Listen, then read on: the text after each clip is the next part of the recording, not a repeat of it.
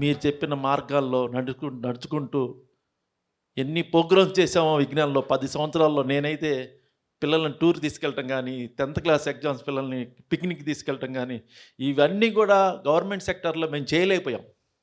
ఇక్కడ మాత్రమే చేసామని చెప్పుకోవడానికి అంత ధైర్యంగా కూడా, అంత ఆనందంగా కూడా ఉంటుంది. మాస్టర్ గారి దగ్గర మనం చాలా నేర్చుకున్నాం. మొట్టమొదటి కష్టపడి ఎలా పిల్లల్ని డెవలప్ చేయాలి, టైంని ఎట్లా వేస్ట్ కాకుండా చూడాలి, ప్రతి నిమిషాన్ని కూడా మనం ఎక్కడ వృధా కానివ్వకుండా అలా తీసుకొచ్చాం. అందుకే విజ్ఞానికి అంత పేరు వచ్చింది. నేను 1983లో జాయిన్ అయ్యాను. అప్పుడు 7th క్లాస్ ఉండేది. అప్పుడు అంతా కలిసి కూడా 170 మంది పిల్లలు ఉండేవాళ్ళు. అదే 2000కి వచ్చేటప్పటికి 2000 మంది అయ్యారు. అంతా డెవలప్ అయింది. మా బిగినింగ్లో మాస్టర్ గారు చాలా అండగా ఉన్నాడు. మా పిల్లలకి చదువుకోవడానికి ఈరోజు అమెరికా వెళ్ళడానికి కూడా కారణం ఏంటంటే ఆయన బిడ్చాను. అది నేను చాలా సంతోషంగా గర్వంగా చెప్పుకుంటాను. విజ్ఞాన్ ఇన్స్టిట్యూట్స్లో నేను నేర్చుకున్న విషయాలు రెండండి. Hard work, discipline. అదే ఇన్స్పిరేషన్తో నేను ఇవాళ గవర్నమెంట్ జాబ్లో కూడా వర్క్ చేస్తున్నానండి. తర్వాత అక్కడ మేడికొండూరు మండలంలో విజయ్ కుమార్ గారని ఎంఈఓ గారు చేశారండి. ఆవిడ చాలా స్ట్రిక్ట్ జిల్లాలో.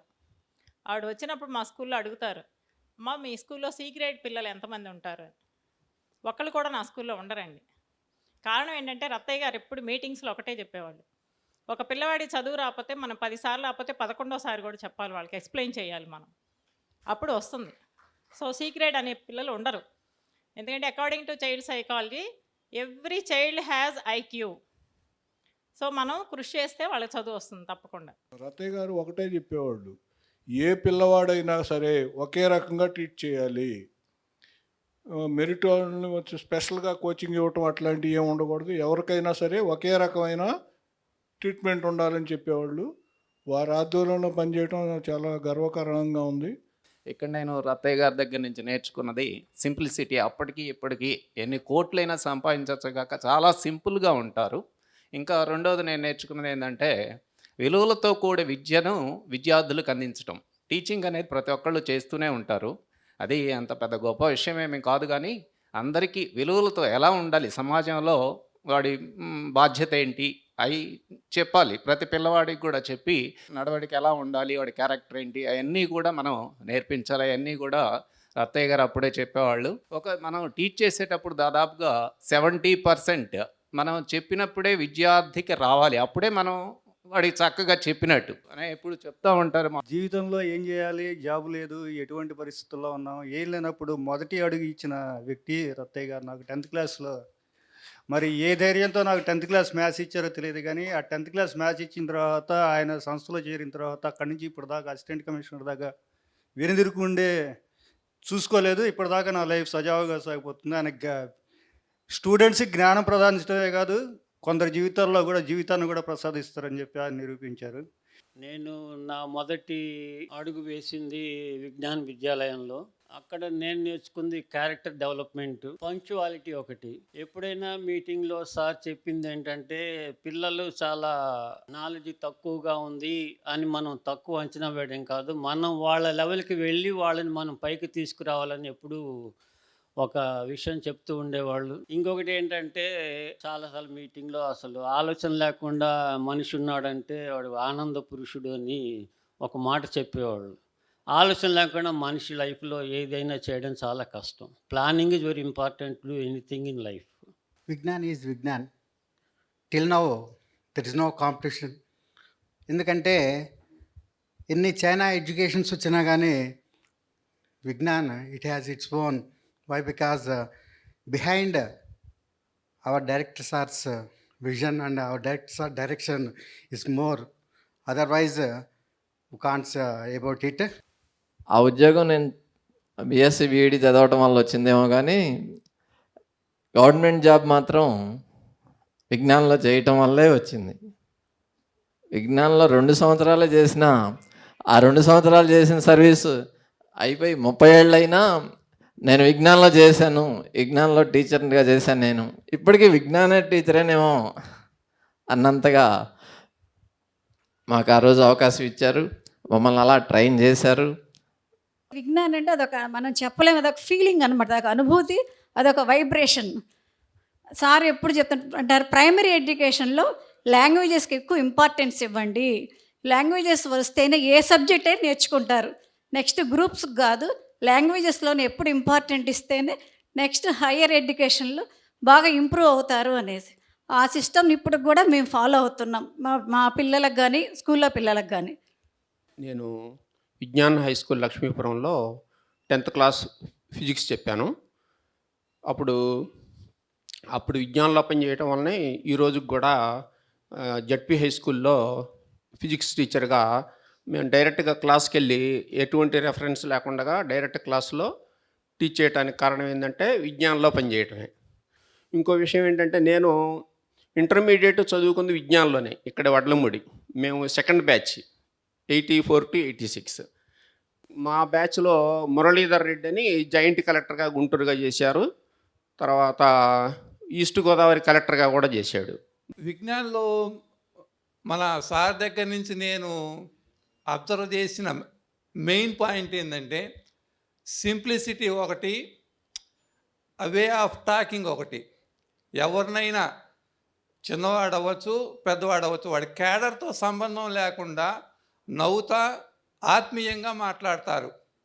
ఆ రోజుల్లో అంటే 80s 90sలో ఇన్ని స్కూల్స్ లేవు, ఇంత కాంపిటీషన్ లేదు, ఇంతమంది టీచర్లు కూడా మార్కెట్లో లేరు.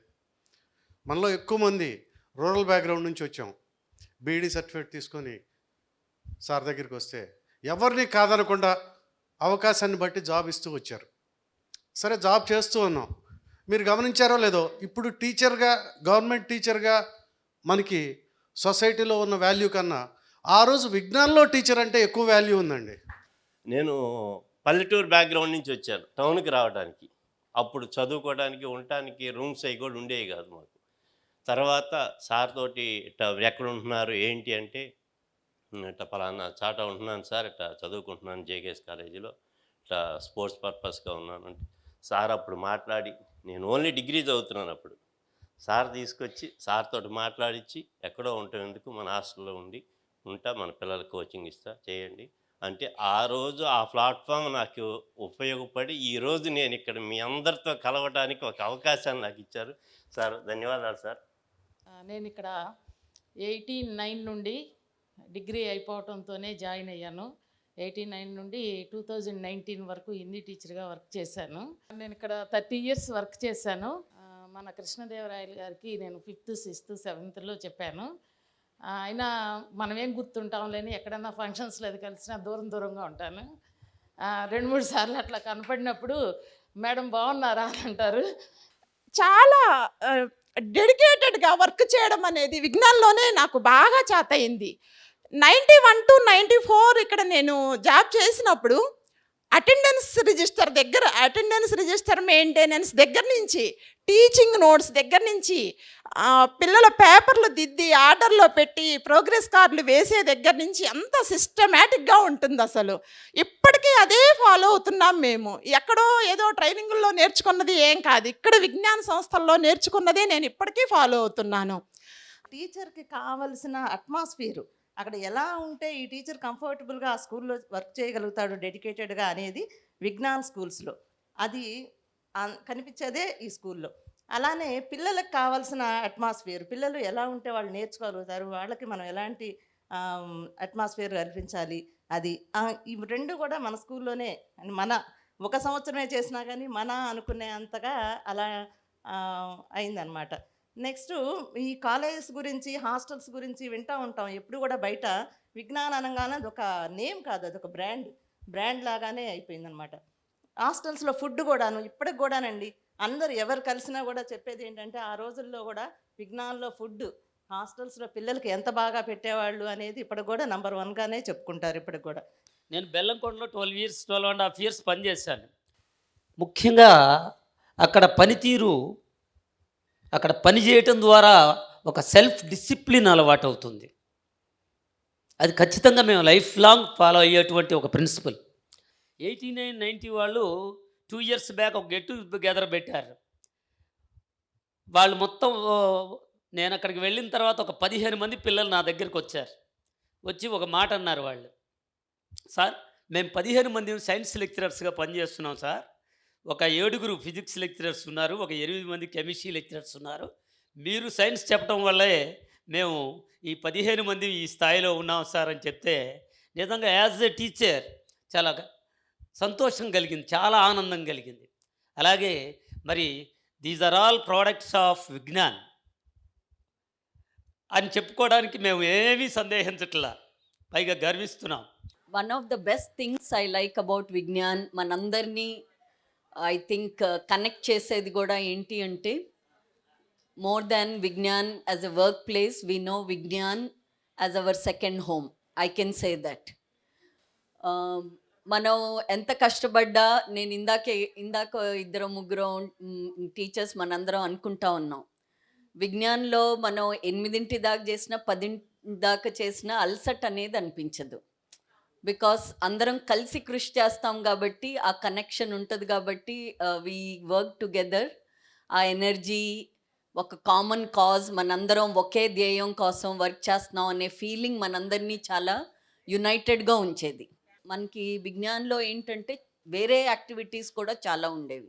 Student development activities, evening study hours కానీ, ఇవన్నీ ఏంటంటే మన పిల్లల గురించి, మన క్లాస్ గురించి చర్చించుకునేవాళ్ళం.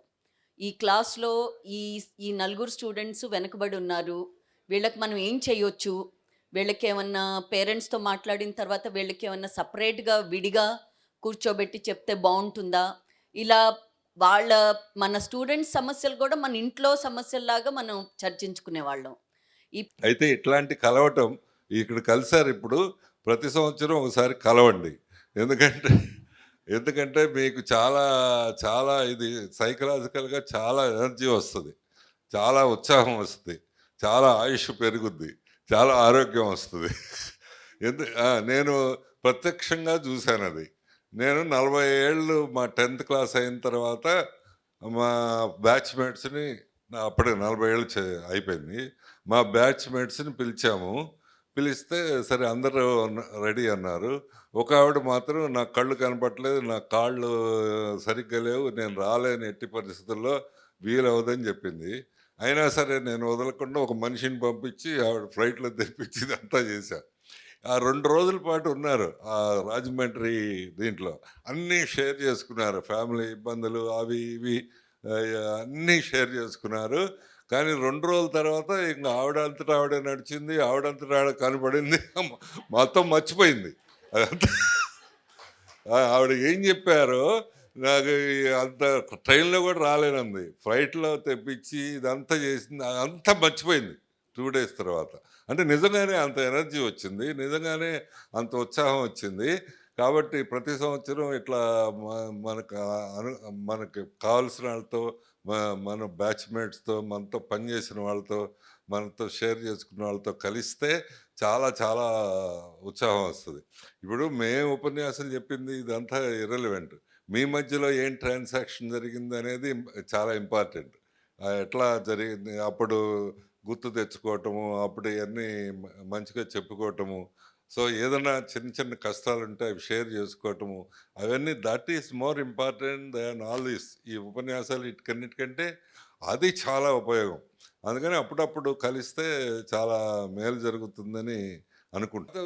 సంతోషం, మీరు ఇక్కడి నుంచి చాలామంది, ఒక 10 మంది దాకా, 10 మంది పైన ఇక్కడ కూర్చున్న వాళ్ళు, ఇంకా ఇక్కడ రాని వాళ్ళు కూడా చాలామంది గవర్నమెంట్ సర్వీస్కి వెళ్ళారు. గవర్నమెంట్ సర్వీస్లో ఉండే పరిస్థితి ఏంటంటే, సరే మీరు చెప్తున్నారు సార్ విజ్ఞానంలో నేర్చుకుంది అక్కడ కూడా చేస్తున్నాము, అక్కడ కూడా చదివిస్తున్నాము, అక్కడ కూడా ఎక్స్ట్రా క్లాసులు పెడుతున్నాము, మేము బాగా చేస్తున్నామని మీరు చెప్తున్నారు, కానీ అక్కడ ఎన్విరాన్మెంట్ అంత అనుకూలంగా అనిపించదు. మొత్తం మిగతా వాళ్ళందరూ వెళ్ళిపోతారు, మీరు ఒక్కళ్ళే మిగులుతారు, మీరు ఒక్కళ్ళే మిగిలితేనే కామెంట్ చేస్తారు, మీరు ఒక్కడైనా చెప్పేది అని. సో లేకపోతే పిల్లలు సహకరించరు, తల్లిదండ్రులు సహకరించరు, ఇవన్నీ ఉంటాయి. అయినా సరే వీటన్నిటికీ మీరు గుర్తుపెట్టుకోవాల్సింది, ఆ పిల్లలు ఇంకా లేని పిల్లలు, ఇంకా ప్రైవేట్ స్కూల్స్కి ఎఫర్ట్ చేయలేని పిల్లలు, ఇంకా పేద పిల్లలు. కాబట్టి మనం ఏదైనా ఎక్స్ట్రా ఎఫర్ట్ పెట్టి వాళ్ళకి చేస్తే చాలా పుణ్యం వస్తుంది, చాలా మంచి జరుగుతుంది, వాళ్ళలో చాలా టాలెంట్ ఉంటుంది, గ్యారంటీగా చాలా మంచి జరుగుతుంది. టీచర్స్ అందరికీ కూడా పేరు పేరున హృదయపూర్వక నమస్కారం.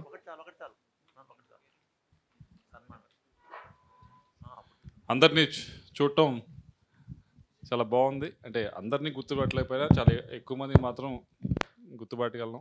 సో మీ అందరిని చూస్తే నాకు చాలా నాస్టాలజిక్ ఫీలింగ్. భాగ్యలక్ష్మి గారి ఇంట్లో ఉండేవాడిని. చాలామంది మీరు అందరూ అక్కడికి వచ్చేవారు. సీతన్ లక్ష్మి గారు కానీ, అరుణ గారు కానీ, అదే చెప్తా ఉన్నా, అక్కడ కూర్చునేవారు. సో కూర్చొని నేను మాట్లాడుకునేప్పుడు నేను వింటూ ఉండేవాడిని.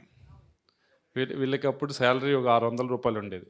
600ని వీళ్ళు నెల ఎలా ఖర్చు పెట్టాలో ఆలోచించేవారు. So that is one of the experience ఇంకెవరికి ఉండదు, నాస్టాలజిక్ ఫీలింగ్. ఎందుకంటే ఆ స్టోరీస్ అన్నీ గుర్తొస్తూ ఉన్నాయి. ఇప్పుడు ఉదాహరణ పాపకున్న మేడం ఉన్నారు. ఆమె నాకు తెలిసి రాష్ట్రంలో తీసుకురాని పూజారిని ఎవరు లేరు. అంతమందిని తీసుకొచ్చారు. ఆ సాధువు అనేవారు, ఈ సాధువు అనేవారు, ఆ పూజ అనేవారు, ఈ పూజ అనేవారు. ఇట్స్ ఆల్ గుడ్ స్టోరీస్, అంటే strong stories, good impressions. And rest of it please let me know. మీకు ఇష్యూస్ ఏమైనా ఉంటే ఎనీ టైమ్ ఐఎమ్ అవైలబుల్.